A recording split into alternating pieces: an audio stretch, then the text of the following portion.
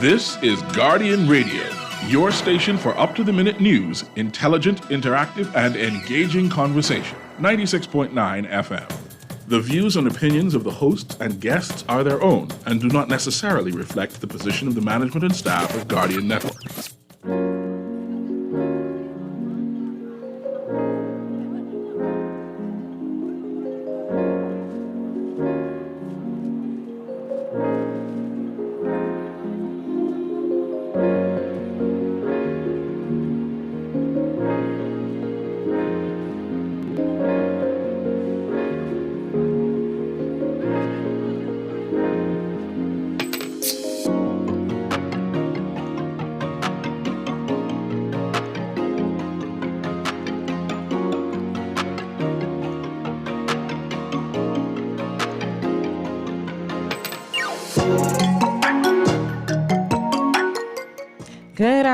Good afternoon. It is Tuesday, and you know what that means. It is 6:30, and you are tuned in to Beyond the Rock.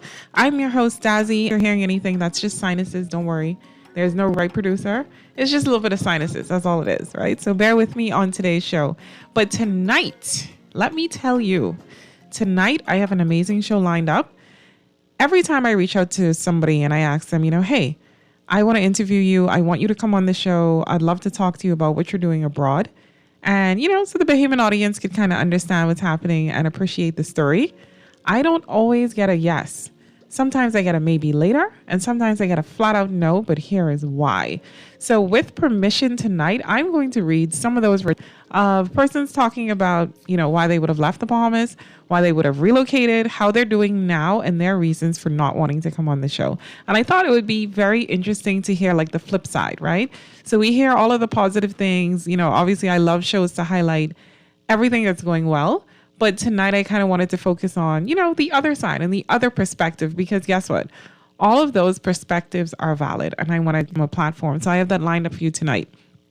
Also, if you want to text in and if you have you want to chime in with any commentary, I love to do the roll call of where you're listening from and do that. It's 242-422-6 is the text line, 242-422-4796. So definitely go ahead and text me. And if you want to do a roll call, letting us know where you're calling or where you're listening in from, I would definitely love to hear it. And I just want to play a clip tonight as well. It's a bit long, but please bear with me. It is 100% worth it. This is the philosophy that pretty much carried me through when I lost both parents. Man, a lot of you know the story who follow me, who heard me over the years and listened to me on the radio. Yeah, my father passed away in November 2020. And then my mom passed away 5 months later in 2021. And embracing this philosophy as well is one of the things that kind of helps me to carry through, because I have so many other friends and family members and relatives who went through tragedy. And it's not that they cease to exist or carry on or to live, but a lot of times that period of grief is just so immense that it changes a lot of the trajectory. Right?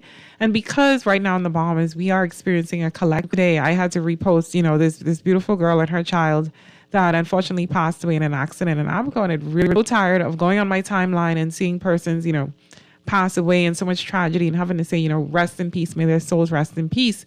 Because, it's every soul is such a loss for this collective great nation, no matter where they are in the world. So I wanted to just play that clip because that philosophy has been hugely helpful, along with, like I said, other things, Christianity, obviously, and just daily routine. This philosophy here has been hugely helpful. So producer, if you could just go ahead and play that clip. It is quite a while, but it's a good listen. And then on the other side, I will get into reading the letters and we will talk a little bit more.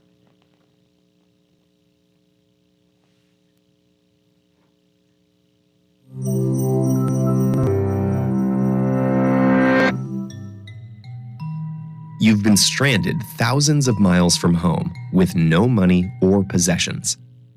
Such a predicament would make her and curse their awful fate. But for Zeno of Cyprus, it became the foundation of his life's work and legacy. The once wealthy merchant lost everything when he was shipwrecked in Athens around 300 BCE. With not much else to do, he wandered into a bookshop, intrigued by reading about Socrates, and proceeded to seek out and study with the city's noted philosophers. As Zeno began educating his own, originated the philosophy known as Stoicism, whose teachings of virtue, tolerance, and self-control have inspired generations of thinkers and leaders. The name comes from the Stoa Poikile, the decorated public colonnade where Zeno and his disciples gathered for discussion. Today, we colloquially use the word stoic to mean someone who remains calm under pressure and avoids emotional extremes.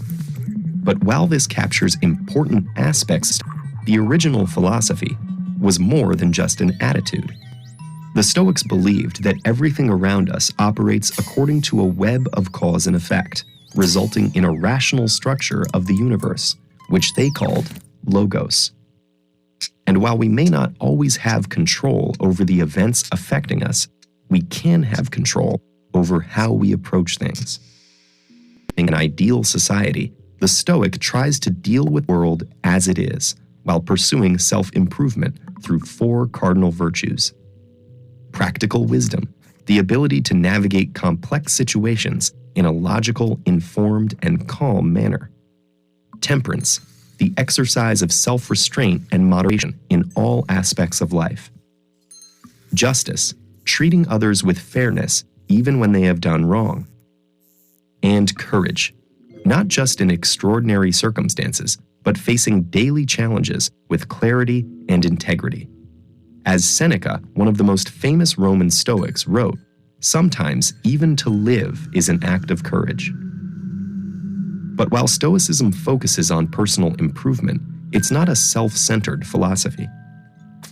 At a time when Roman laws considered slaves as property, sent for their humane treatment, and stressed that we all share the same fundamental humanity.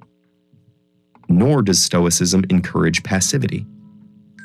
The idea is that only people who have cultivated virtue and self-control in themselves can bring positive change in others.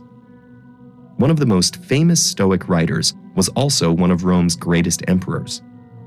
Over the course of his 19-year reign, Stoicism gave Marcus Aurelius the resolve to lead the empire through 2 major wars while dealing with the loss of many of his children.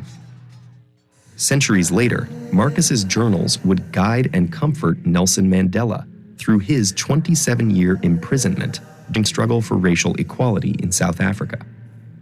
After his release and eventual victory, Mandela stressed peace and reconciliation, believing that while the injustices of the past couldn't be changed, his people could confront them in the present and seek to build a better, more just future. Stoicism was an active school of philosophy for several centuries in Rome. As a formal institution, it faded away, but its influence has continued to this day. Christian theologians such as Thomas Aquinas have admired and adopted its focus on the virtues, and there are parallels between Stoic ataraxia, or tranquility of mind, and the Buddhist concept of nirvana. One particular Stoic was the philosopher Epictetus, who wrote that suffering stems not from the events in our lives, but from our judgments about them. This has resonated strongly with modern psychology and the self-help movement. For example, rational emotive behavioral therapy focuses on changing the self-defeating attitudes people form about their life circumstances. There's also Viktor Frankl's logotherapy. Informed by Frankl's own time as a concentration camp prisoner, logo is based on the Stoic principle that we can harness our willpower to fill our lives with meaning, even in the bleakest situations.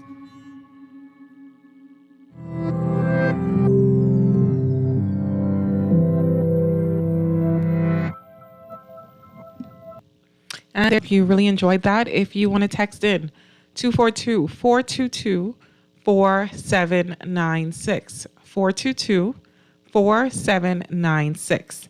And yeah, the philosophy of Stoicism, a lot of people have it misconstrued where they think it means being emotionless, right? And it definitely does not mean that. It just means that while you are traveling through this thing called life, you keep certain perspectives and you try to always see things in a way that is going to be for your highest and best good, for not only yourself, but those around you. And it's a very grounding principle. It works and interchanges really well with other religions, spirituality. I found that it meshes extremely well with Christianity. In fact, I always joke that, a lot of people consider themselves Stoics are just Christians who don't want to have the label, right? Because a lot of the principles are very similar. Obviously leaving out a main thing, but in other words, the ethos, right? What the embodiment of what the principles mean. So yeah, I always refer to those works because there's nothing new under the sun, right? We are obviously living in a modern age, but humans have remained pretty much the same for years and years and years. So there's not a lot of emotions that we experience now that have not been experienced, years and years, thousands of years ago. So I found it to be really hugely helpful. So let me go ahead. I see your text and thank you so much. I'm going to read them in just a second. Again, if you want to chime in, 422-4796. So I want to go ahead and read this letter because this is someone that I reached out to who I knew pretty much just from networking, right?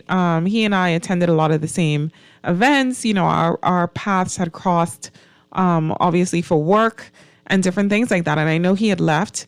And, you see your friends and people that, thriving on Facebook, you watch social media and see what's going on. And I reached out. I said, hey, listen, why don't you come on? I have this show, et cetera. And his response was, and I'm going to read it to you, right? Because it was very interesting. And I did not know all of that happened because a lot of times social media is like a highlight reel. So you only really see what people show you, which is not a lot. So sometimes you can see a reel of like success, but you don't see what's going on in the background, right? You don't see the losses that they're taking. You don't see the hard days. You don't see the sacrifice. You don't see any of that. You don't see the drama. You see, well, some people you do, right? And God bless them. But a lot of times you just don't. You're just seeing the highlight reel, what people want you to see, and that is all it is. So let me just read the response and I got permission, obviously, to read these letters tonight, but I'm just going to read this one, and then we're going to take a quick commercial break, and then I will be back with the others. So obviously, I sent out the invitation. I thought it was pretty persuasive, and this is the response.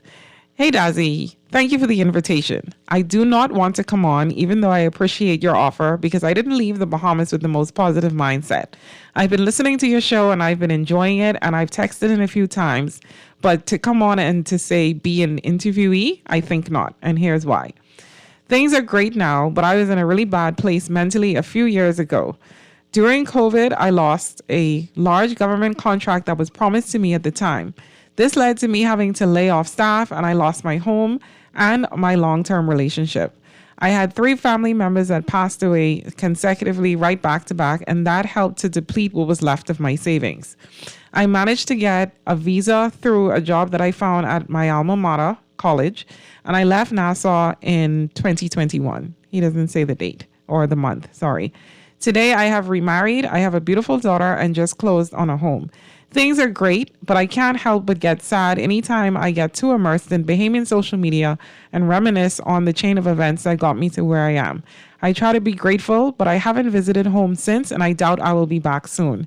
If you call me in 5 years, maybe I will be ready. And I'm smiling at this part because I was like, 5 years, sir? But everybody heals at a different pace, right?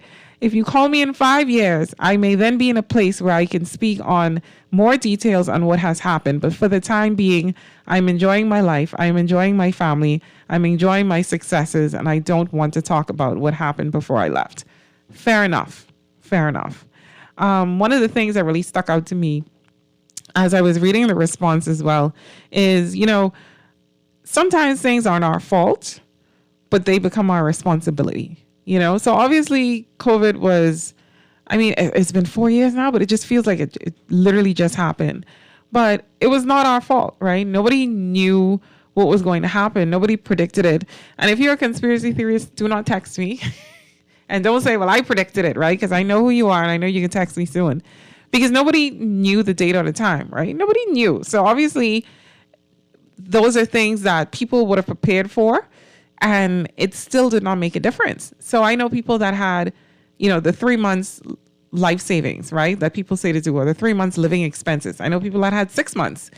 I know people that had up to a year, and depending on their circumstances and what they were up against, got completely obliterated, right? I know myself of a business owner who kept on his entire staff on full pay for COVID. Full pay for the entire time. And when it was done and he reopened, right? When obviously we were integrating back and getting back to normal, 3 of those staff resigned and told him, thank you, right? Thank you for the opportunity. And they moved on. And he did not stew. He did not get angry, but everyone has different circumstances. And him doing that was definitely a sacrifice, because a lot of the money that he spent was the money that he had, for savings for his own family. So everyone handled COVID differently and did it to the best of their ability. But this response, I did not expect, because I knew of, obviously, the family members passing. I didn't know it was 3. I remember 1. I do remember the laying off of staff because he posted about it. And I do remember seeing him, leave, right? When sometimes you post on social media, you show yourself, the airport selfie. I do remember that day. I remember him saying, I'll be back soon. I did not know that was an actual relocation until, time passes. You don't see people and you're like, hey, where are you? We haven't seen you around. Is everything okay?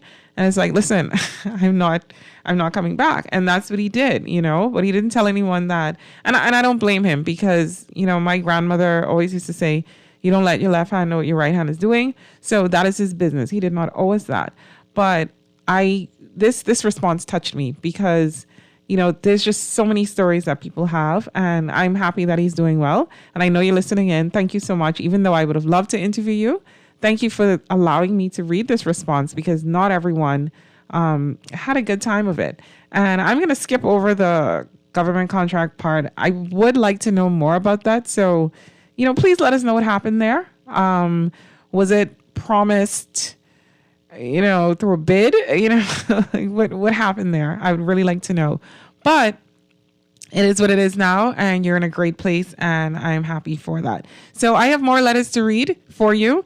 Please go ahead and text in. Let me know where you're texting from. Let me just read 2 of them quickly before I go to commercial break. Hi, Dazzy, listening in from Carmichael Road. Well, thank you so much. Are you Carmichael West, Central, or East? Because Carmichael is like its own zip code these days. Here's another text. Listening in from London. Thank you so much. And it is very late where you are, so I appreciate that. So stick and stay. I'm going to read more of your texts. 242-422-4796.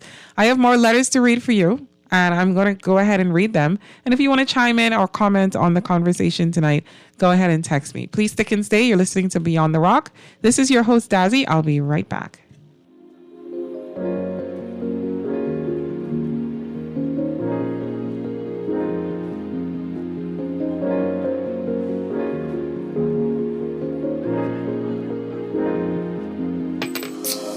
Sebastian Alliance Group, SAG, where we empower small businesses to succeed, where we make the impossible possible. With our e-commerce is possible. No more brick and mortar, get digital.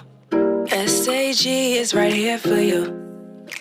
US, Canada, Bahamas. You can build a website for your products, accepting credit cards or digital payments. We make it easy, the process is seamless. Sebastian Alliance Group, SAG, where we empower small businesses to succeed.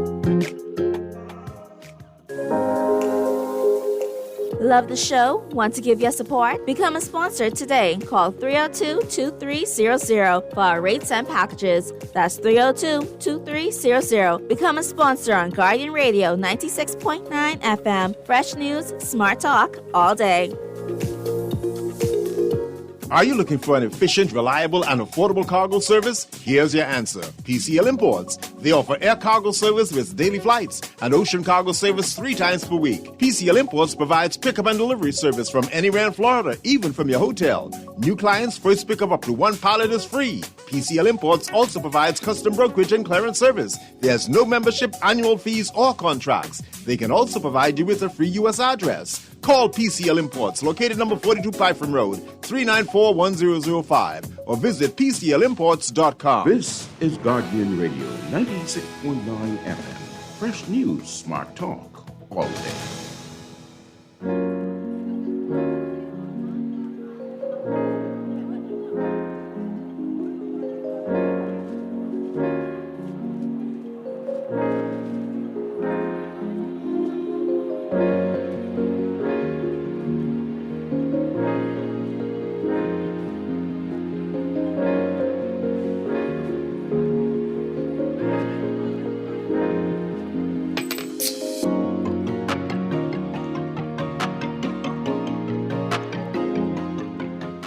You are listening to Beyond the Rock. I am your host, Dazzy. And guess what? Tonight, we are kind of just reading through some of the responses that I get when I reach out and I say, hey, listen, I would like you to come on. I want to interview you. You know, the show is doing well. People are enjoying it. I see you're doing amazing success abroad. Won't you talk to us? And sometimes the answer is yes. Sometimes the answer is no. I've been ghosted like 4 times. But sometimes people really are not interested, and it's not always shyness. It's not always shyness. You know, sometimes, and I would have been remiss if I did not talk about this. Sometimes it's just bitterness, right? Let's call it what it is. And a lot of times the reasons why are justified. They're completely justified. You know, everyone has their own story, and it is just my duty that I feel to bring the stories to the people, you know, and not to really have an opinion on them, because at the end of the day, their experience and their story is their story. Who am I to say you were wrong for feeling this way, or you were right for feeling this way, or you should or should not do anything? One of the things that I believe in is not, I should not say this. I do this in very limited means. I really don't like to give people advice. I don't like to tell people what they should or should not do, because there's usually so many nuances of a story. You could never fully capture everything. And I found that a lot of times people will ask for advice, but they would have already kind of made up their mind anyway. And it just is like an echo chamber, right? So I've found myself saying, well, you know, if I would do this if I were you, but you know best and you know your situation best, and kind of leaving it alone. And I found that that has been the best approach, just to prevent, you know, someone coming back and saying, I did what you said and it ruined my life, right? And I also feel that way about having high hopes for people as well, because, you know, I see often on social media, people will post things talking about being, and this is a very popular thing, oh, they're an empath, right? And calling other people narcissists and calling them this and calling them that. Here's the thing with that, right? Unless you are a trained psychologist, unless you are someone that has read the DSM back to front, right? Front to back, and know that through and through, it's almost impossible to diagnose people. Also, if you actually had read into some of the definitions of the word that a lot of people just loosely throw around, you would not talk about it so liberally, because it is literally horrifying, right? So, you know, we have to be careful sometimes the words that we use. We have to be careful about labels, because in a lot of cases, the people who actually have experienced these things can tell you there's no way that you would have experienced this and spoken about it in this particular way, right? And it just is what it is. So to me, when I get these replies, right, I cannot look at it as a personal rejection, because this particular letter here, that's what they came back and said, you know, it's no offense to you. I don't want you to think that. And I can't think that. I cannot. That is your story. You have the right to tell your story. All I can do is go ahead and ask. And if you don't want to, then you don't want to. And if you tell me why and you give me permission to read it, how can I be upset at that? But I want to make this a very balanced show. I want to show both sides of it, the good, the bad, the ugly, whatever it is, right? And so we have a couple letters, or should I say responses, because some of them were in the context of question and answer.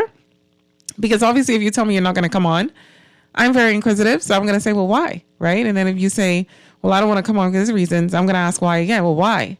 Right? And we're just going to keep going like this until you either get tired of answering me, or you just kind of give me the whole thing, or you just tell me, hey, it's none of your business. And that is also valid. I don't mind, right?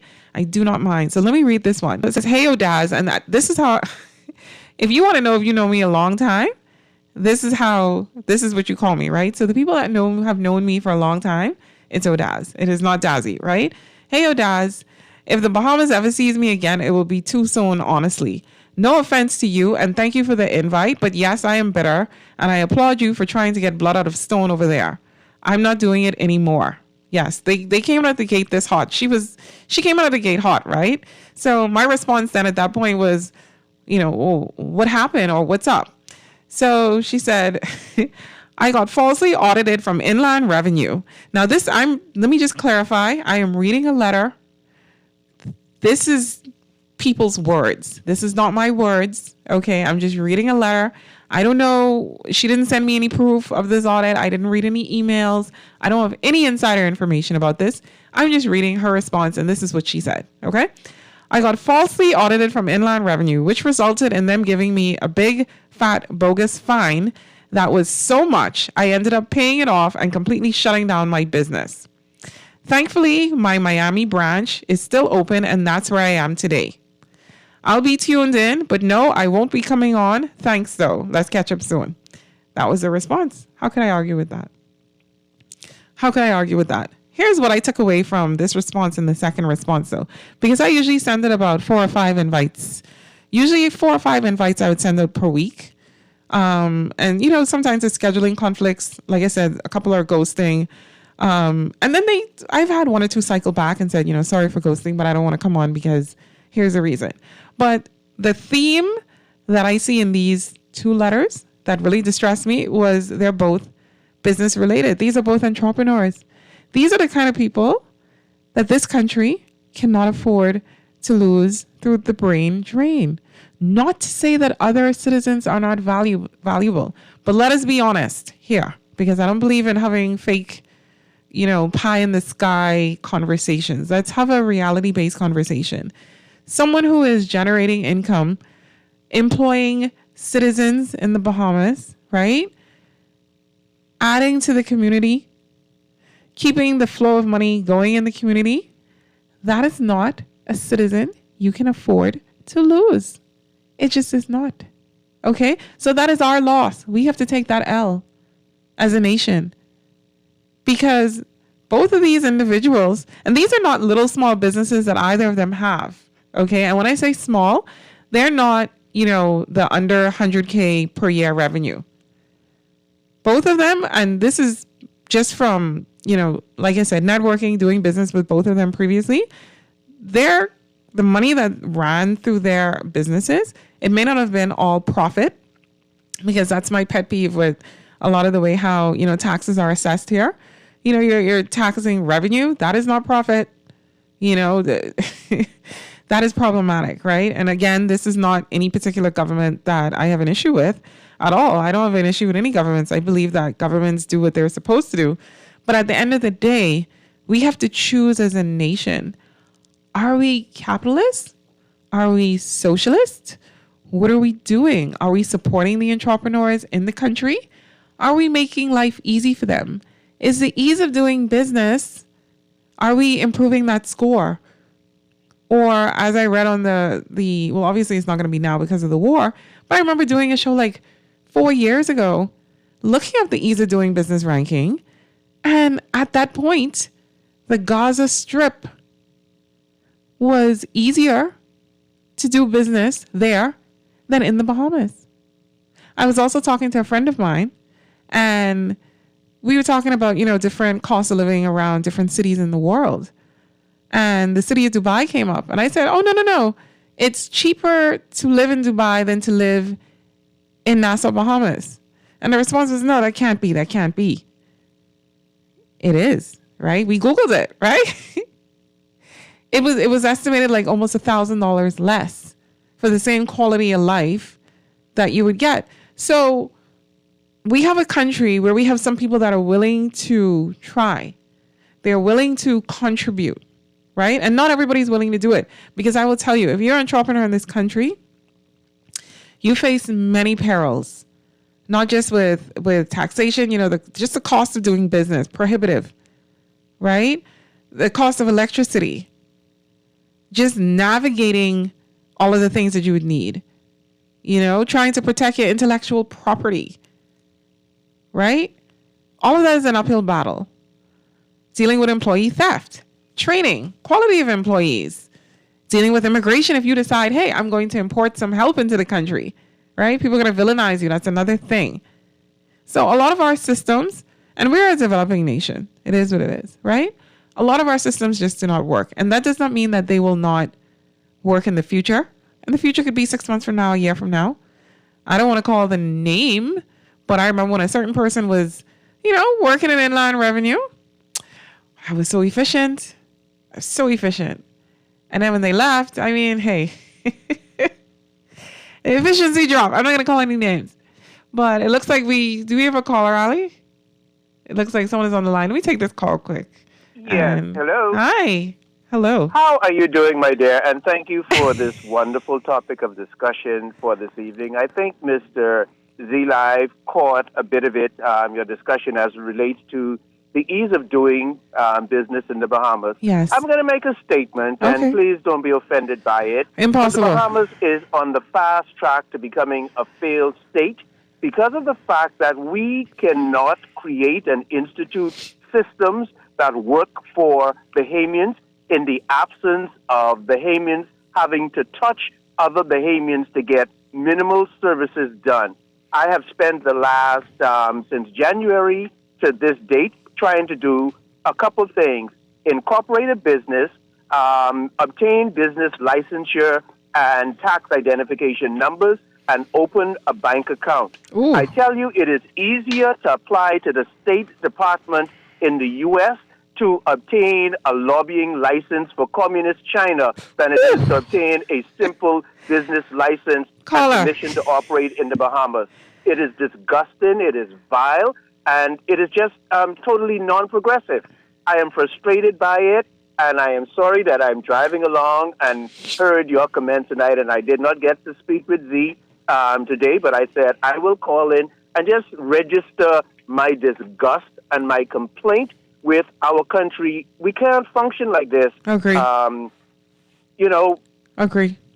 Go everybody has their hands. So systems don't work because people are intrinsically looking to be touched and looking for a stimulus. In the interim, businesses are not able to operate and businesses are not allowed to function in a timely manner. And I won't even touch that Inland Revenue Institution because I don't know for the life of me who was the very, very disgustingly drunken sailor who decided that he would institute a system of change to the tax regime in the middle of the tax system.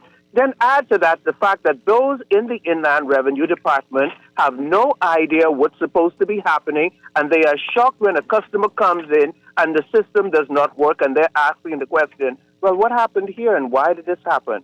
I think I'm done with my rant, and I think you get the idea. Thank you so much for your contribution. Thank you so much. And caller, I'm so sorry to hear that. The things that the caller just listed, the business license, opening the business bank account. And I won't call the name of the bank, but I should have brought this out of the car. Why didn't I do this? I wanted to read one of the requirements. You know what? When we go on the next commercial break, I'm going to run downstairs to my car.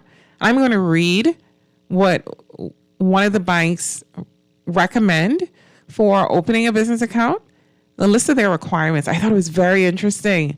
I was like, which country is this? Why is this necessary? And some of the data, because what are data protection laws, right? And I know we have them, but how are you, as this banking institution, going to keep clients' data safe if they do provide this information? Where is this going, right? And so I thought it was very interesting, but I'm definitely going to run downstairs and get that because it blew my mind. I did not expect that. You know what I expected to hear? Bring your business license, bring whatever your deposit is, bring, NIB, passport, blah, blah, blah. But I was given reams of paper, not reams. Let me not be dramatic, right? But I was given so much paper and the requirements went on, and I was just so surprised. I'll never forget, I was doing a project a couple years ago. This is like 2017. And a friend of mine was in the Bahamas, and he's American, but he's of Indian descent, right? Which means he's very aware of how, things operate in India. Anyway, he was like, I need to open an account here. I have my Bahamian business partner. Could you take us? I said, no problem. Took them there. They were there for 3 hours. I went, got lunch, came back, still there. Still there. I said, what's going on? He came out fuming. When he went in, he had curly hair. When he came out, it was straight as a pin. That man was so angry. He said, which country is this? He was so mad. Do we ever call Ali? Okay, let's take that call very quick. Hi, caller. Good afternoon, Dazzy. How are you? I'm great. Good afternoon. How are you? I am well. I'm Wonderful. very, very happy to hear such wonderful and forward-thinking discussions on Guardian Radio this afternoon. Your Thank show you. is wonderful. Thank you. Just Doing wanted to my make best. Go ahead. 2 quick comments. Yes. You are so spot on about the comment you made about our tax regime taxing revenue. Yes. I made the comment from the perch that I sit at as president of the Contractors Association Right. several times when they were implementing that. This is back in 2014. Uh-huh. I said the risk that you run is that not that it's easy to do that, except for one thing.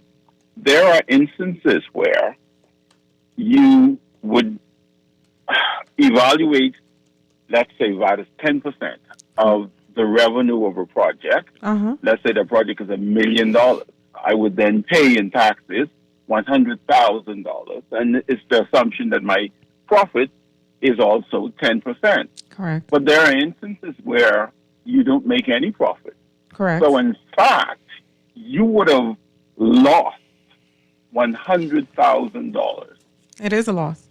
by paying taxes and earning no profit.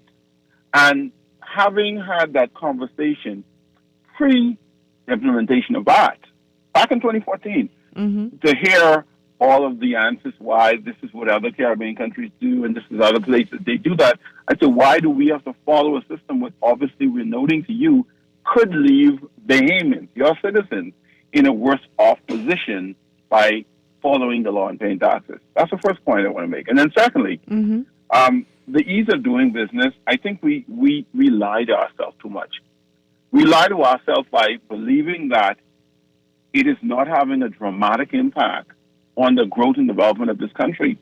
If it were easier, I agree. our economy would have been quadruple the size. Agree. So I think while we're satisfied that we have a very good economy compared to our Caribbean brothers and sisters, could you imagine, and that's the conversation I want us to think about in our 50 years, could you imagine Yes. what the Bahamas could be if it were easier, like the gentleman said, to open a business, to start a business, to have investment from outside the country? So I just want to encourage you to continue to do the show and talk about things like this, because it's important for persons to hear and understand that there is concern about things that are not right in the country.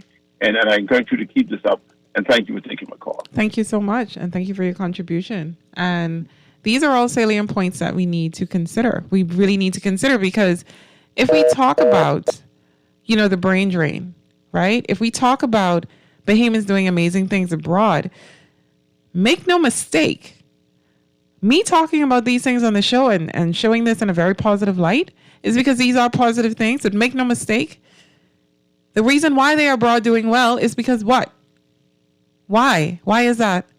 Why are they doing well abroad? Because they were in the trenches here. Okay? So I'm very aware of that.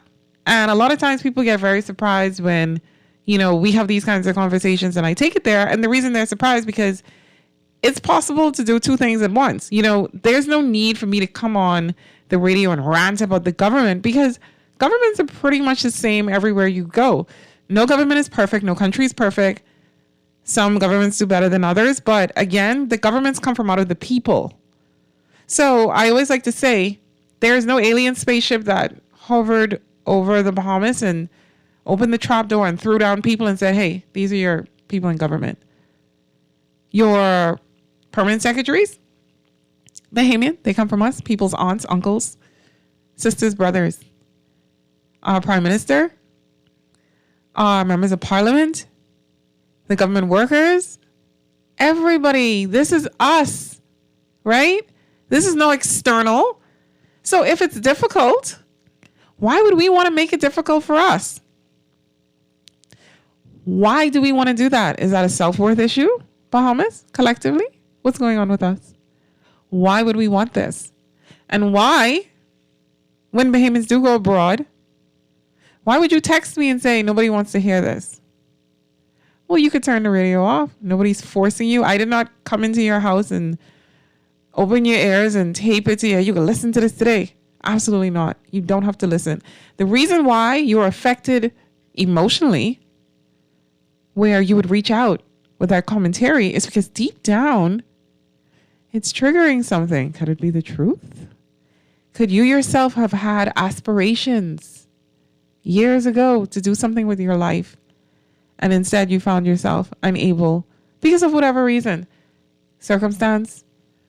Maybe not circumstance. Maybe it could have been fear. Maybe it could have been a deep-rooted inadequacy. Is that your fault? Maybe, maybe not.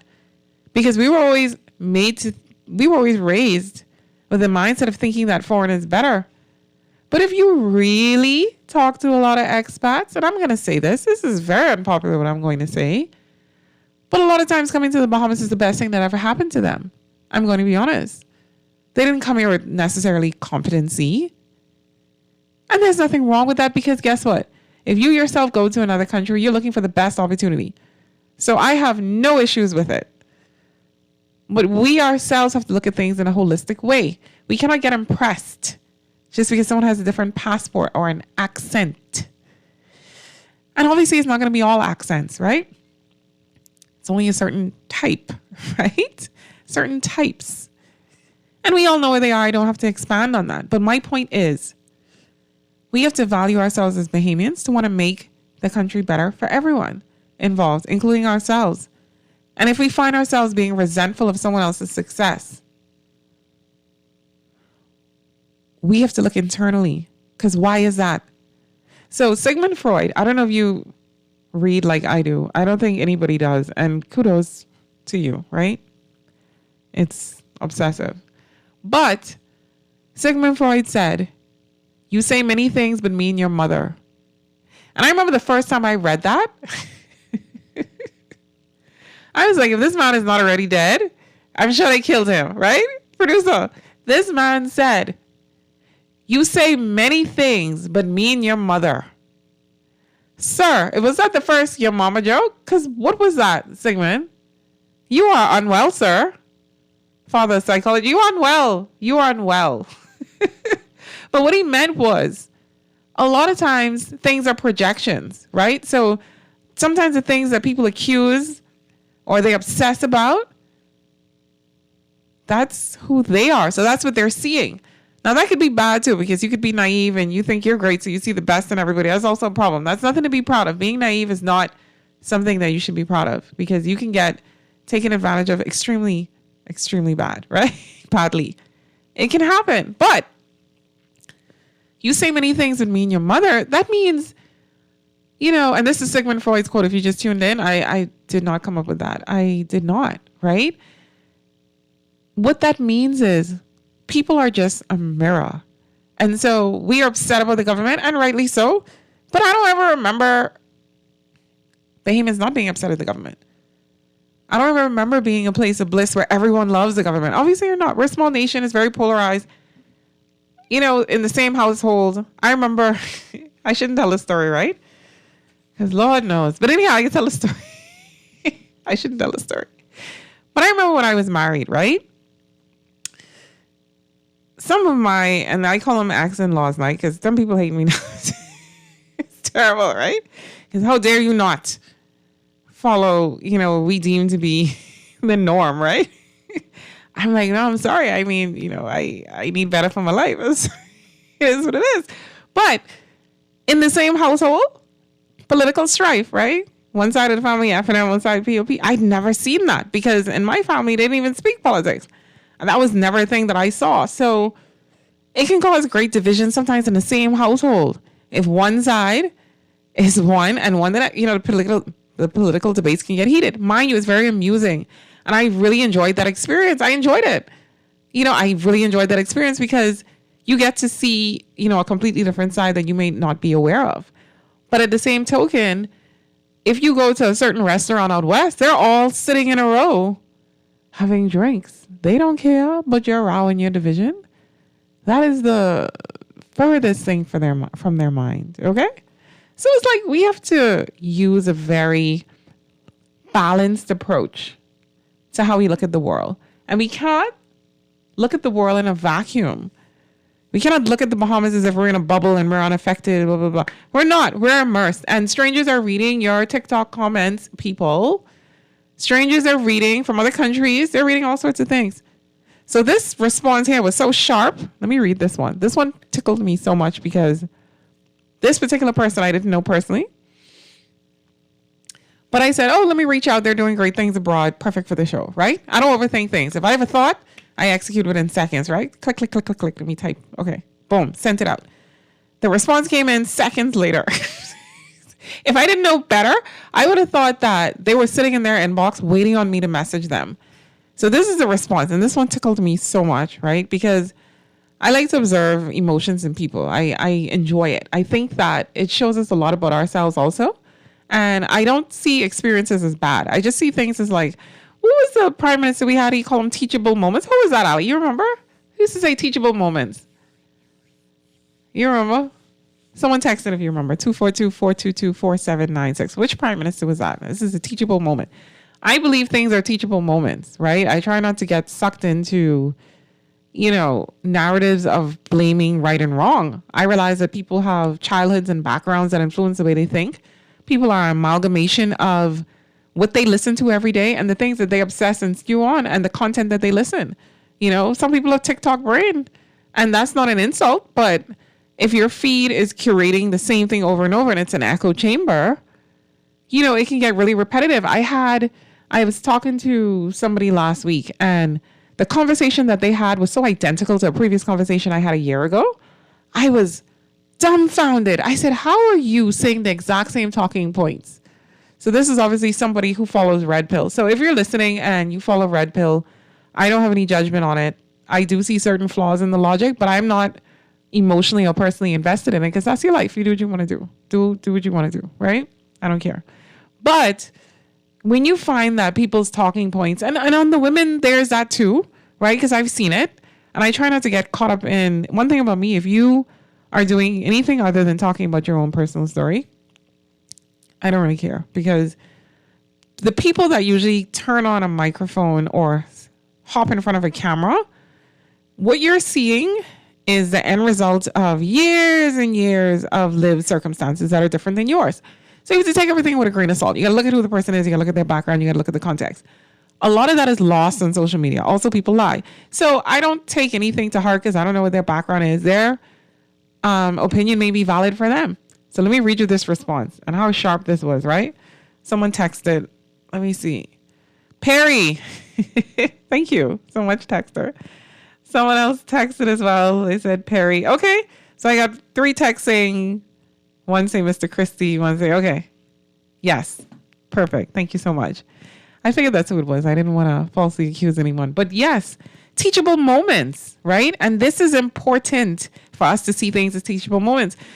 Some of the things that I have lived through, and not necessarily my fault, but I'm responsible because I'm participating in it. Other people, it would have them like comatose, right? But you have to look at things as teachable moments, and you have to understand that, when people give you an extreme amount of hate or vitriol or sabotage, it has nothing to do with you. It's about them. It's nothing to do with you, They are just fighting themselves. So let me read this response. So I messaged and I said, I did my spiel. Hey, I'd love to interview you. Beyond the Rock is doing well. People are really enjoying the shows. They're texting, et cetera, et cetera. Do you want to come on? I would love to interview you. So this is the response. Hey, Dazzy, the answer is no. And they said no in all caps. So I can't shout on this microphone because I'll lose what's left of my voice. Allergies are really bad.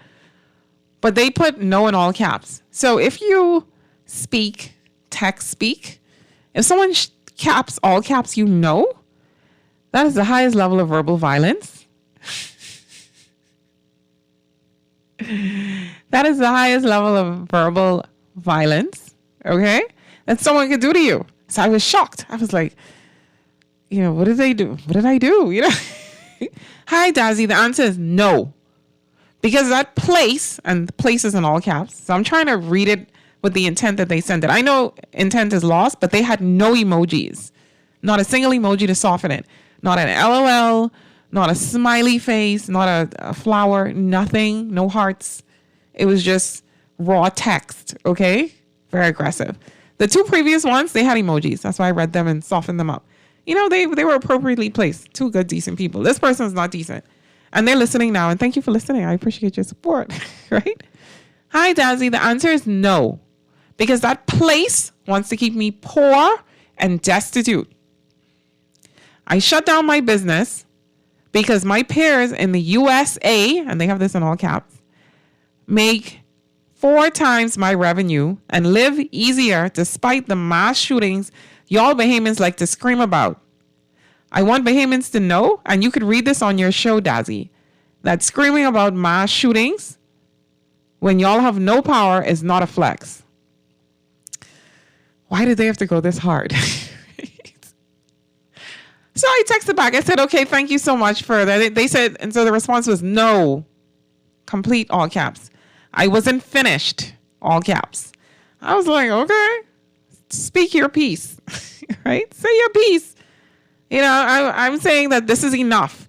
You know, shots are fired. We absorbed. Thank you for that. I'll move along, right? I'll carry my hip. They said no. Furthermore, there is no value for money. Furthermore, and I don't want to read this part, right? But I have to because this comes up and I haven't seen this text yet. And I know it's only because I don't have a guest on. But the furthermore is that the dating pool is trash. So no, and this is in all caps, I do not want to come on air and lie to you and pretend that I'm happy to talk to that nation of drunkards, sweethearters, and lousiness. So at that point, I said, okay, thank you very much, because now that's enough, right? Just calm down. So here's the last line, and this is what I call an insult sandwich, or maybe it's not a sandwich because there was no first slice of bread, right? It just went straight, you know, straight meat and lettuce, and then the piece of bread on the end. So the end says, thank you so much for all that you do for the nation, but I want you to know that they don't appreciate it. So at that point, I was like, okay, thank you so much. You know, thanks for your response. And do I have permission to read this on air?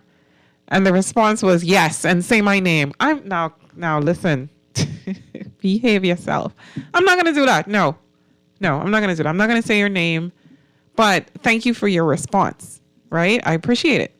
And I have more letters, you know, these are not letters. These are responses. I have more, but I'm not going to read some of the other ones because they get a little in depth. I need to edit them in all truthfulness, and I did not edit them in time. But I just want to read these because not everything is sweetness and light. Not everyone is positive. The people that have come on some of them have had, you know, circumstances as well, but they choose to see life from a different vantage point. You ever notice you're driving somewhere, right? And there's traffic on the road. Some days that traffic is very upsetting to you. Everybody driving slower than you is a moron or a stupid person or whatever cuss word you say in the morning, right? And everyone driving faster than you is a maniac who needs to relax. So that individualistic vantage point is so extreme that you think you're the only sane person on the road, right? But on another day, when you're in a good mood, you've got music playing, you're headed somewhere nice, you don't care about the traffic. You know, it's no big deal. It's no big deal. Let me read some of your texts in just a second. And so what makes the difference in perspective? The traffic is the same. Your mindset is different. And that's all this is, you know. That's all this is. So I want to read this last response. And I had to edit out a lot of cursing in this one. And this one was very amusing as well because I know this one all too well, right? So let me read this one. This one was short and to the point. So this one, I sent my little spiel out, as I do. I was feeling really positive about this one because I know this person has done extraordinary things abroad, both financially, professionally, and they've been gone for like about 7 or 8 years, right? Almost 10 years. So I was very confident. I was like, oh, they gotta hop on. Whatever trauma they have should be healed. You know, this is going to be great. So I went ahead and I messaged and I was like, hey, you know, please hop on, blah, blah, blah, blah, blah. So the response was, hell no. And the court system can go to hell. And I was like, okay. Now they didn't use the word hell. They used other creative words, starting with the, you know, the F word. And that was the response. And let me tell you, Bahamians are some of the most creative people in terms of cussing. We have so much talent. Listen, we have talent, you know. We use it as adjectives. You know, it's shocks. I even see people use it as pronouns, right? Y'all think the U.S. got pronouns. But Holly, don't laugh. You ever have Bahamian give you a pronoun? Woo! Let me read some of your texts. So this text says, Hi, Dazzy, there is opportunities here in the Bahamas, but you have to use what you used at the beginning of the show to power through it. Stoicism. Yes, I have stories to tell as well, but I never gave up. I may not be in the position that I want to be, but I'm in a better position than a lot of people are. In all things, give thanks. We have to change our mindsets. Positivity and sending love. Thank you so much. Here's another text. Stop quoting Mr. Christie. It doesn't matter who the phrase came from. If it's a valid phrase, it's a valid phrase. Here's another text. So it says, ask Howard. He like talking mess about politics. They looking for money, man, and slackness, making $120K annually, and near $50K goes to taxes. Crazy. Opportunities are here if you create it. Okay. Opportunities are here. I agree. They are. And it is a mindset and it is a perspective. I agree 100%. However, I will never say that people's experience is not valid. And sometimes to take advantage of opportunities here, you have to be a little stealthy. You cannot blunt force it, right? You got to be a little stealthy. You got to be a little creative. And I'm not talking about any illegal activity. I'm just saying that your approach, you have to clearly know who your demographic is. And you have to clearly know what the opportunities are and how you're going to take advantage of them. Sometimes you may need a foreign partner. You know, around here, we like to ask, well, who owned this business? And, you know, if we like what we like, come on now, let's not pretend that we don't. So all in all, it's still our mindset and what we do to make the best of it. You know, and the systems don't work, right? We're aware of this. But what do? You keep on, or you can leave and come back. What I'm trying to get, and if you are out there listening, right? Let me read this roll call right quick because these people get upset at me. Hi, Dazzy. Hi, Dazzy. Listening in from Washington. Love the show. Thank you so much. Here's another one. Listening from in my car parked out front. Okay, that's strange. Please leave. I don't know who you are. Security, gonna have to walk me out because I don't know what that means. Thank you so much for listening, though. I hope that you're an employee, a fellow coworker. That would be great. So here's another one. Hi. Listening from Nebraska. Okay. Are you a Bahamian? Please let me know. I got 60 seconds. Text me, let me know. So the text came back, yes, I am. Okay, good. But if, I want to say this because I got 60 seconds left.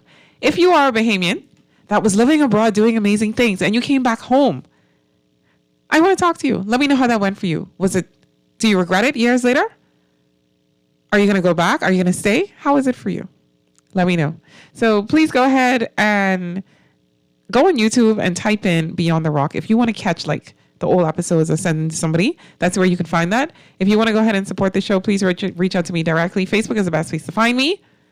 Odaz, Lightbourne, Benemy, right there is where you can find me.